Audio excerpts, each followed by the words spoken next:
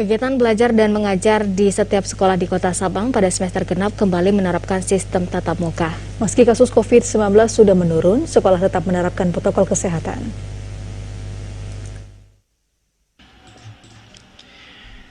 Kegiatan belajar mengajar pada sekolah-sekolah di Kota Sabang kembali berjalan normal seperti biasa.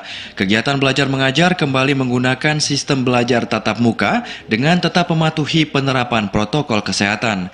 Salah satunya di Madrasah Sanawiyah Negeri MTSN Kota Sabang. Hasbi selaku Humas MTSN Kota Sabang menerangkan, sedianya kegiatan belajar tatap muka telah mulai dilaksanakan pada hari Senin tanggal 3 Januari 2021. Namun karena tanggal 3 bertepatan dengan kegiatan peringatan Hari Amal Bakti ke-76 Kementerian Agama dan pada tanggal 4 Januari pembagian rapor, maka kegiatan belajar dan mengajar pun diundur ke tanggal 5 Januari 2022. Sebenarnya tanggal 3 kita sudah mulai pembelajaran karena kita mengikuti HAB Kementerian Agama. Jadi tanggal 4-nya siswa bagi rapor diambil oleh wali murid.